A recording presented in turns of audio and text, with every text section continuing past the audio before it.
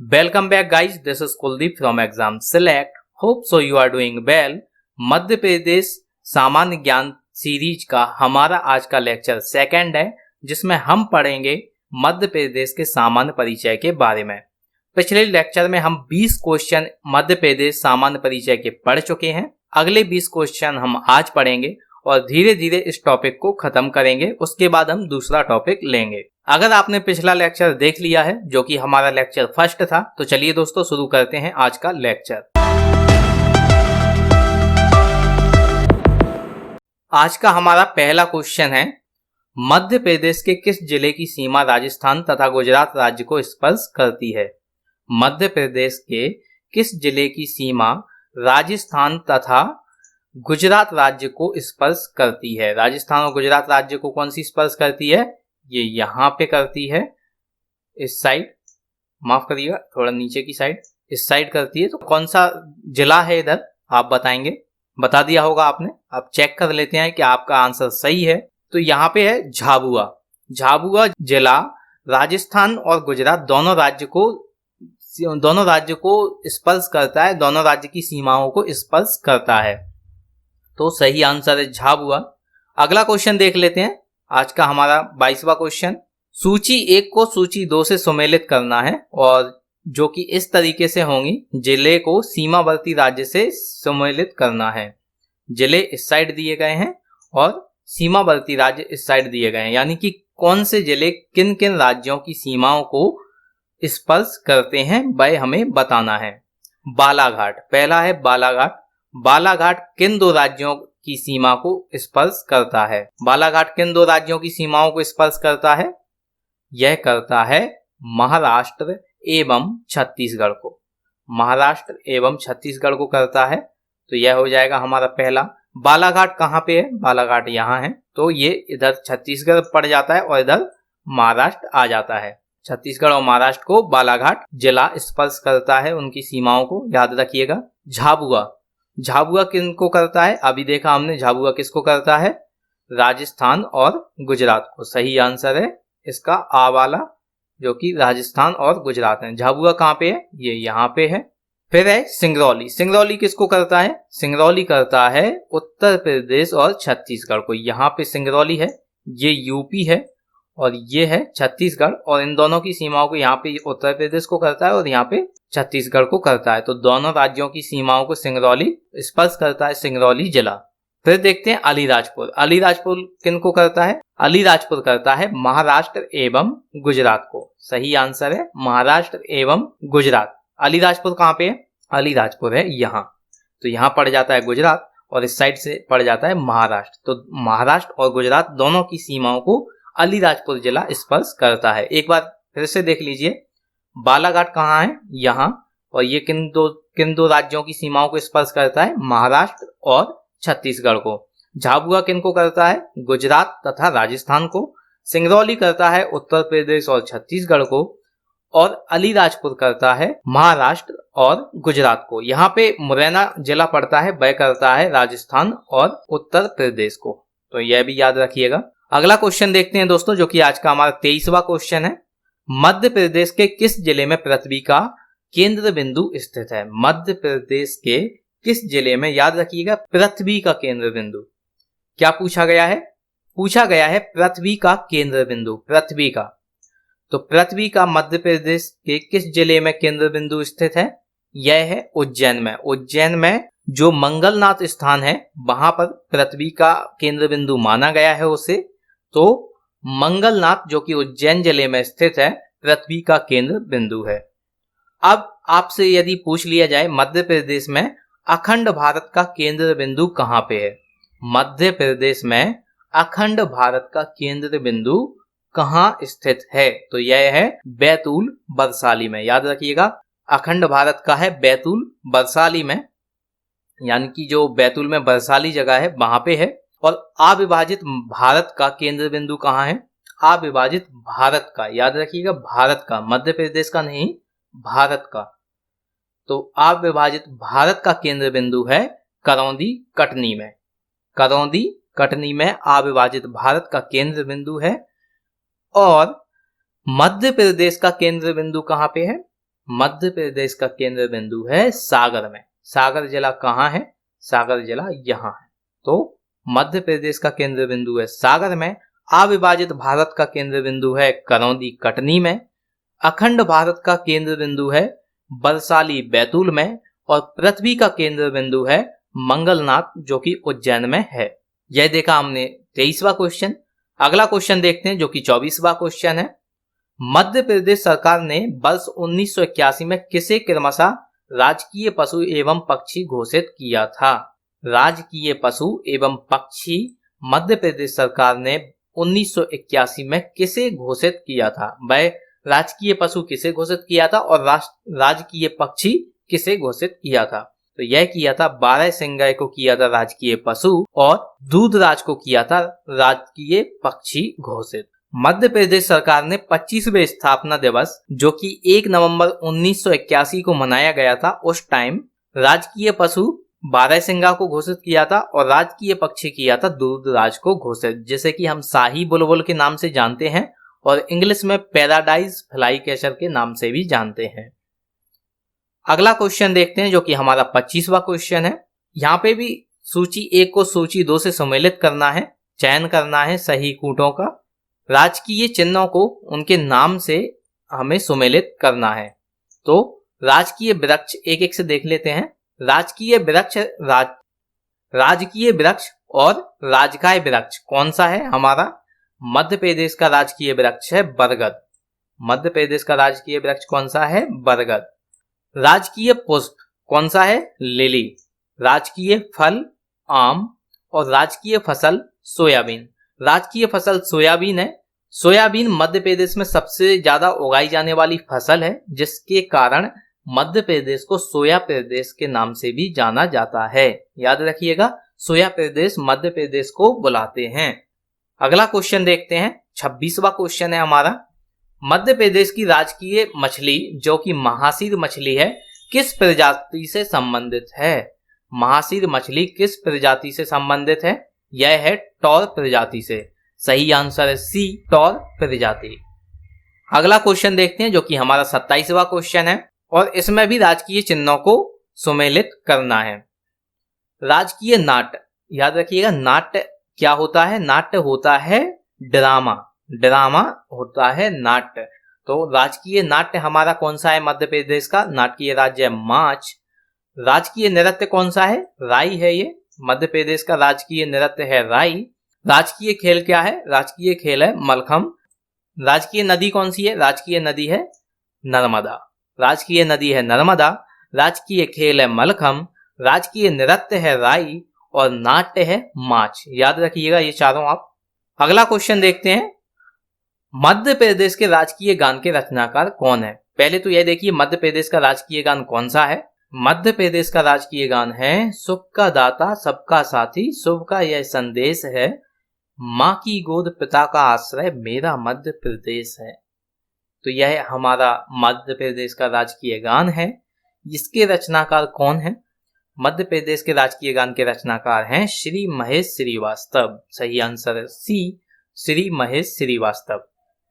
अगला क्वेश्चन देखते हैं दोस्तों जो कि 29वां क्वेश्चन है। मध्य प्रदेश की राजकीय भाषा किस भाषा को घोषित किया गया है? मध्य प्रदेश की राजकीय भाषा किस भाषा को घोषित किया गया है? आपको पता ही होगा हमारे मध्य प्रदेश में कौन सी भाषा ज्यादातर बोली जाती है। जी हाँ, हिंदी भाषा बोली जाती है सबसे अधिक और हिंदी भाषा को ही राजकीय भाषा का दर्जा दिया गया है। हिंदी भाषा को ही राजकीय भाषा घोषित किया गया है।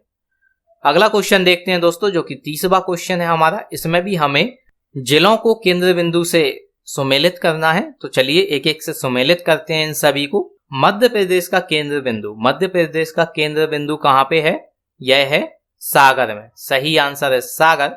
अविभाजित भारत का केंद्र बिंदु कहाँ स्थित है? अविभाजित भारत का केंद्र बिंदु याद रखिएगा यह कहाँ पे है? यह है करौंदी कटनी में। सही आंसर है आ, करौंदी कटनी। अखंड भारत का केंद्र बिंदु कहाँ पे है? अखंड भारत का केंद्र बिंदु है बैतूल बरसाली। बैतूल बरसाली में अखंड भारत का केंद्र बिंदु है। और पृथ्वी का केंद्र बिंदु कहाँ पे है? मंगलनाथ जो कि उज्जैन में स्थित है। यह हम चारों पहले भी देख चुके हैं और यह रिवीजन हो गया हमारा। अगला क्वेश्चन देखते हैं जो कि हमारा 31वां क्वेश्चन है। मध्य प्रदेश की प्राकृतिक सीमा के संदर्भ में कौन सा युगम सत्य है? चंबल उत्तरी, ताप्ती दक्षिण, मैकाल पर्वत पूर्वी। उपरोक्त सभी, इनमें सभी युगम सत्य हैं, सभी युगम इसके सत्य हैं। मध्य प्रदेश एक स्थलबद्ध राज्य है और यह प्राचीनतम गोंडवाना लैंड का हिस्सा है। मध्य प्रदेश की प्राकृतिक सीमा का निर्धारण उत्तर में चंबल नदी और यमुना के मैदानी क्षेत्र हैं, दक्षिण में सतपुड़ा श्रेणी और ताप्ती नदी, उत्तर पश्चिम में अरावली पर्वत श्रृंखलाएं हैं और उत्तर पूर्व में सोन नदी और दक्षिण पूर्व में अमरकंटक पठार है। यह सभी युगम सत्य हैं, सारे युगम सत्य हैं।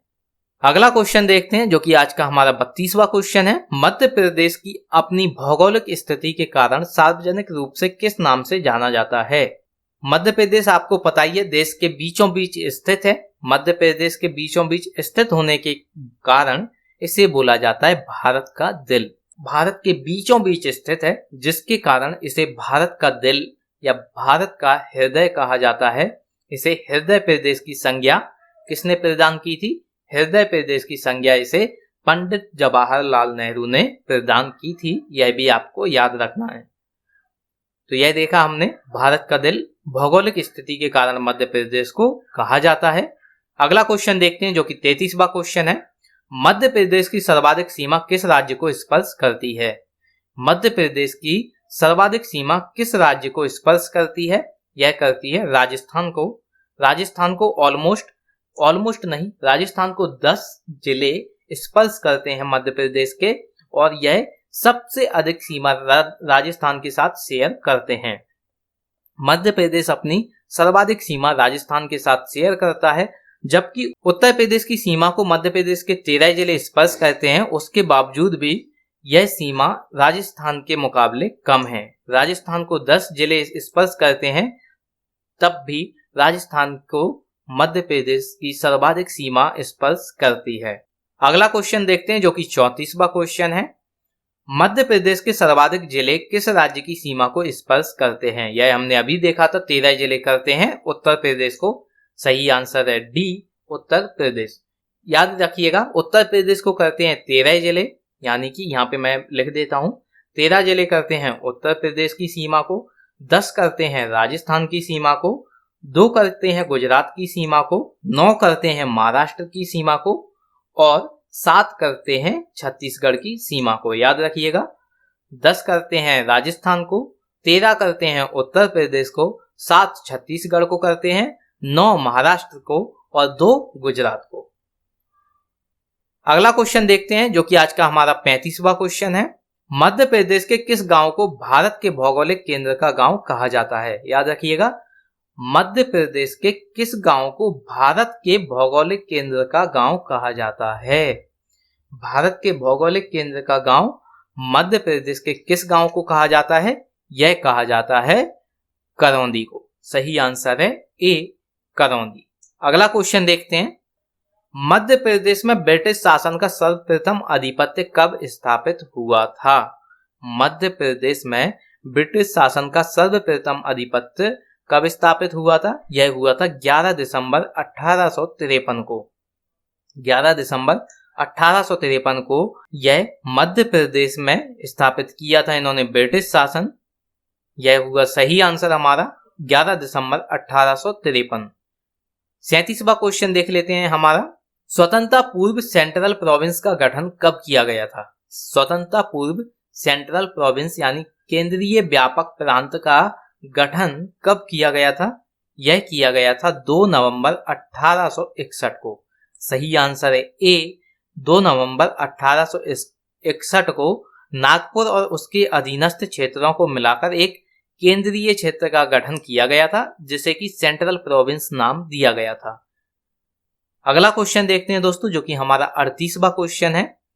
वर्ष 1947 में स्वतंत्रता प्राप्ति के पश्चात मध्य प्रदेश को कितने भागों में विभक्त किया गया था? वर्ष 1947 में स्वतंत्रता प्राप्ति के पश्चात मध्य प्रदेश को कितने भागों में विभक्त किया गया था? यह किया गया था 3 भागों में। 3 भाग कौन कौन से थे? पार्ट ए, बी और पार्ट सी। कौन कौन से थे? पार्ट ए, पार्ट बी और पार्ट सी, इस टाइम पे भोपाल एक स्वतंत्र राज्य था जिसे 1 जून 1949 को पार्ट सी में शामिल कर लिया गया था। याद रखिएगा, भोपाल इस टाइम स्वतंत्र राज्य था। भोपाल इस टाइम पे स्वतंत्र राज्य था जिसे 1 जून 1949 को पार्ट सी में सम्मिलित किया गया था। भोपाल कहाँ पे स्थित है? भोपाल मध्य प्रदेश में स्थित है इस जगह, और इसे 1 जून 1949 को पार्ट सी में सम्मिलित किया गया था। 39वां क्वेश्चन देख लेते हैं हमारा। द्वितीय विश्व युद्ध 1939 के विरोध में केंद्रीय प्रांत एवं बरार के कांग्रेस मंत्रिमंडल ने अपना त्याग पत्र कब दिया था? तो यह त्याग पत्र कब दिया था? यह दिया था 4 जुलाई 1937 को एलपी खरे के नेतृत्व में मध्य प्रांत एवं बरार के कांग्रेस मंत्रिमंडल का गठन किया गया था, और जो कि फिर त्याग पत्र देने के बाद 29 जुलाई 1937 को पंडित रविशंकर शुक्ल को मुख्यमंत्री नियुक्त किया गया था। याद रखिएगा, पंडित रविशंकर शुक्ल को 29 जुलाई 1937 को मुख्यमंत्री नियुक्त किया गया था, और इन्हें मध्य प्रांत के प्रथम मुख्यमंत्री के रूप में हम जानते हैं। सही आंसर है ए, 4 जुलाई 1937। 40वां क्वेश्चन देख लेते हैं हमारा, जो कि आज का हमारा आखिरी क्वेश्चन है। केंद्रीय प्रांत एवं बरार प्रांत में विधानमंडल चुनाव की घोषणा किस वर्ष की गई थी? केंद्रीय प्रांत एवं बरार प्रांत में विधानमंडल चुनाव की घोषणा किस वर्ष की गई थी? यह की गई थी वर्ष 1945 में। सही आंसर सी, वर्ष 1945 में ब्रिटेन के प्रधानमंत्री एटली ने भारत में केंद्रीय व प्रांतीय विधानमंडलों के लिए वर्ष 1945-46 के शीतकाल में आम चुनाव कराने की घोषणा की थी। तो यह देखा हमने आज के 20 क्वेश्चन को। अब देख लेते हैं उन क्वेश्चन को जो कि आपको होमवर्क में दिए जाते हैं। आप इन्हें कमेंट बॉक्स में आंसर कर सकते हैं। इन सभी के ऑप्शन आप कमेंट बॉक्स में आंसर कर सकते हैं। मध्य प्रदेश का पुनर्गठन कब किया गया था? मध्य प्रदेश का पुनर्गठन कब किया गया था यह बताना है आपको। मध्य प्रदेश किस प्राचीनतम भूभाग का हिस्सा है? यह हुआ हमारा दूसरा क्वेश्चन। मध्य प्रदेश में अंतर्वर्ती जिलों की कुल संख्या कितनी है? यह हुआ तीसरा क्वेश्चन। इन सभी तीनों क्वेश्चन को आपको कमेंट बॉक्स में आंसर करना है, और मैं चेक करूंगा यदि आपके आंसर गलत होते हैं तो मैं आपको सही करूंगा। Thank you for watching this. Have a good day.